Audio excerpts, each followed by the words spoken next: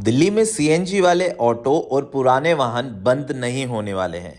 अब घबराने की आप लोगों को जरूरत नहीं है।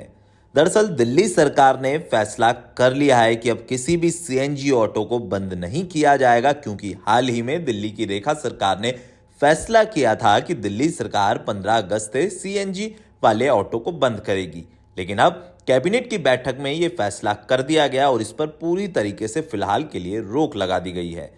इसके पीछे की वजह है दिल्ली में ईवी चार्जिंग स्टेशनों की संख्या कम होना।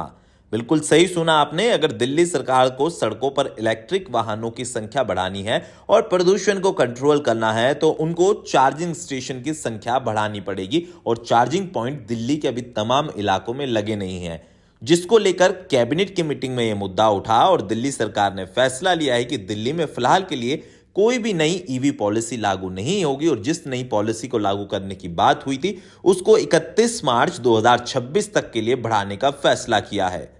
दरअसल मुख्यमंत्री रेखा गुप्ता की अध्यक्षता में कैबिनेट की बैठक में इलेक्ट्रॉनिक वाहन यानी ईवी नीति 31 मार्च 2026 तक बढ़ाने का फैसला कर दिया गया और इस पर मोहर भी लग गई है।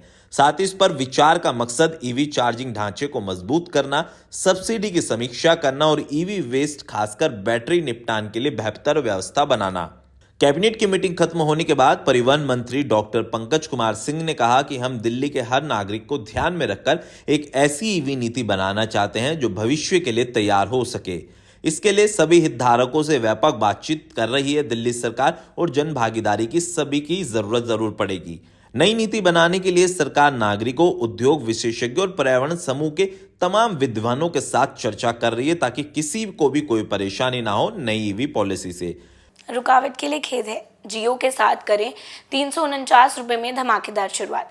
28 दिनों तक रोज मिलेगा 2 GB डाटा 50 दिनों के लिए। जियो एयर फाइबर का ट्रायल फ्री। 90 दिनों के लिए जियो हॉटस्टार का सब्सक्रिप्शन और 50 GB AI जियो क्लाउड स्टोरेज भी फ्री। जल्दी करें, डिस्क्रिप्शन में दिए गए लिंक पर क्लिक करें और पाएं ये धमाकेदार शुरुआत।